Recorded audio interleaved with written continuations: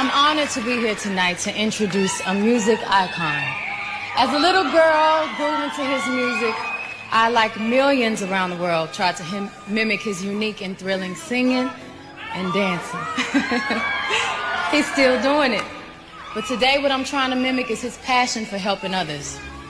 It is an example for all of us. He believes we can really change the world. And he's doing it. He still remains the biggest selling recording artist in the history of music. The king of pop. Ladies and gentlemen, please welcome artist and humanitarian Michael Jackson.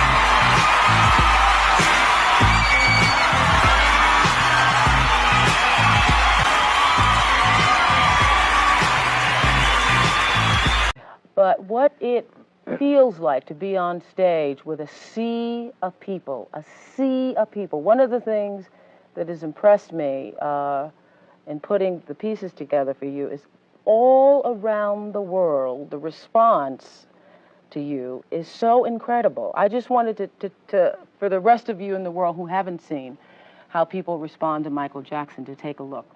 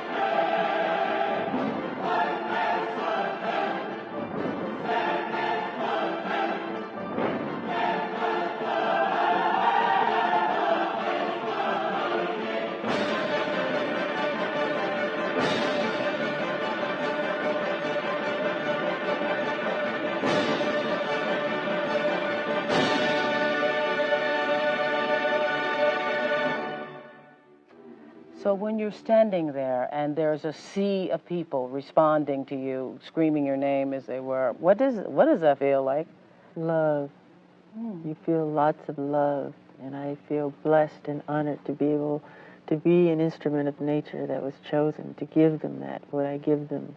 I'm very honored and happy about that. An instrument of nature, that's an interesting way to describe yourself. Thank you. Yeah. Are you very spiritual? In what sense?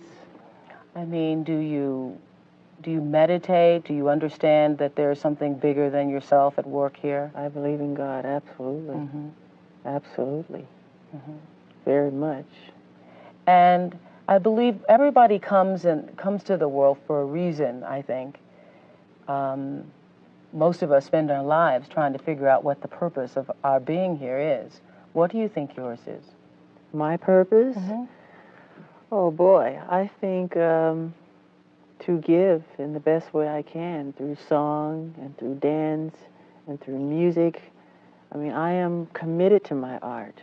I believe that all art has as its ultimate goal the union between the material and the spiritual, the human and the divine.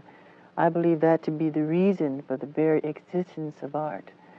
And I feel I was chosen as an instrument to just give music and love and harmony to the world, to children of all ages, and adults and teenagers. Do you think that by talking now, setting the record straight for yourself, that maybe people will be able to focus more attention on your music and not judge you for anything other than the kind of music that you play? I would hope so. I would love that.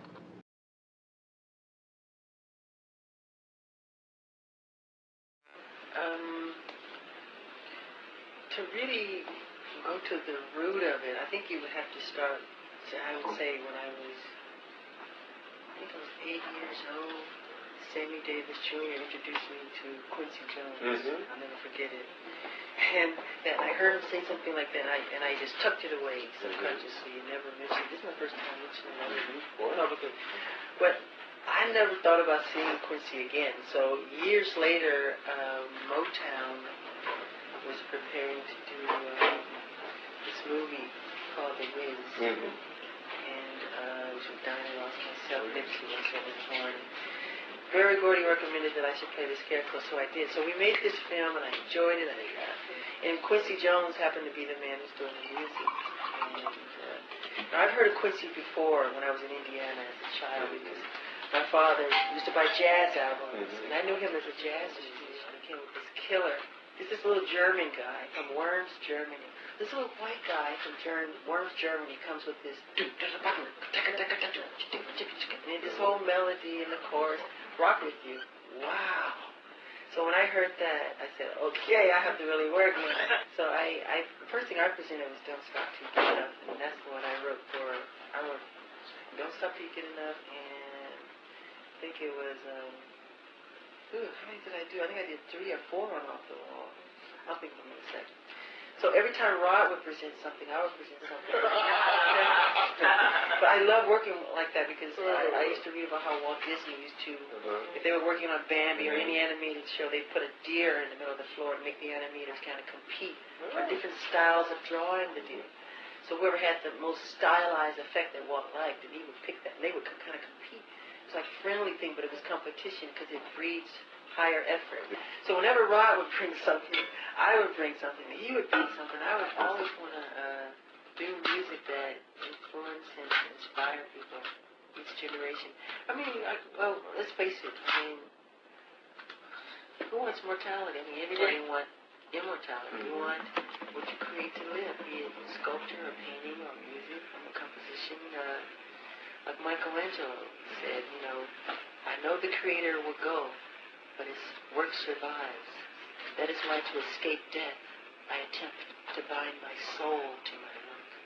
That's how I feel. I give my all when I work. Because I wanted to just live and just give all that I have, you know? Yeah, it has to be. What I do is when I work, I'll do a raggedy, rough version.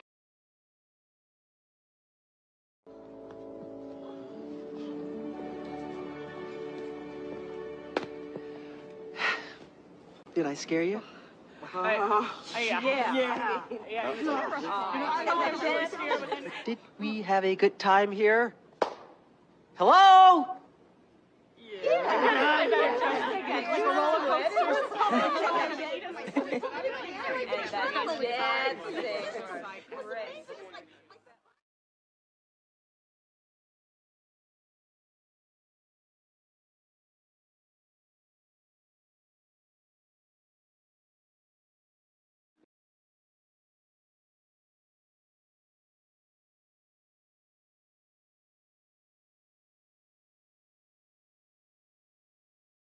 We want you out of town. Tell me, do you think this is scary? Okay, fine. What about this one?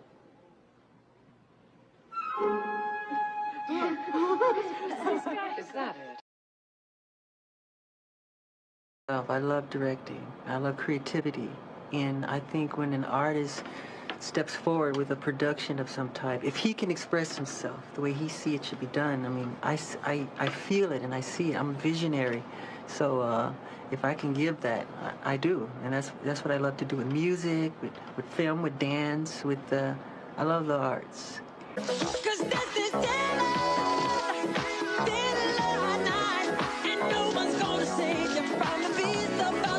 Do you ever look back and contemplate, my goodness, Thriller is the biggest selling musical performance ever?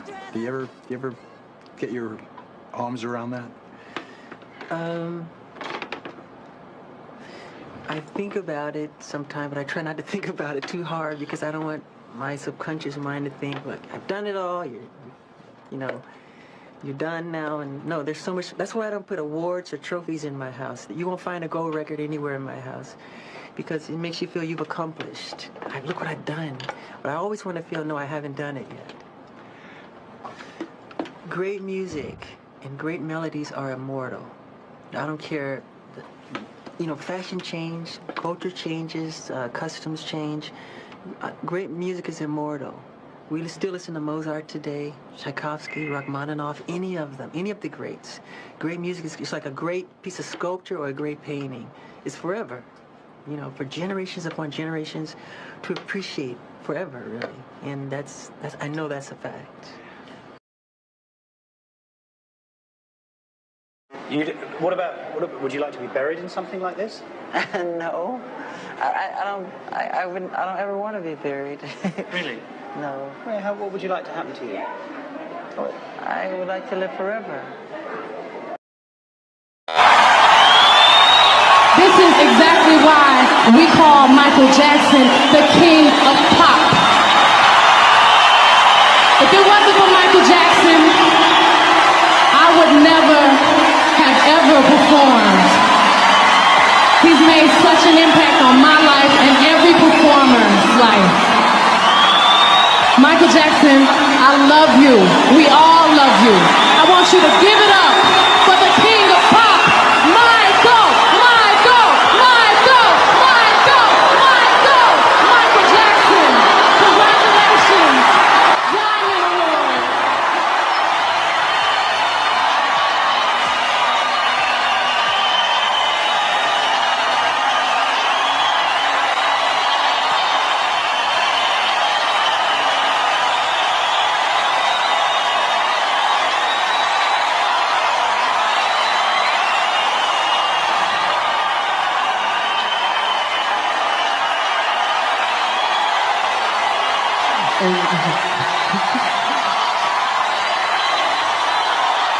I love you. I love all the fans from the bottom of my heart.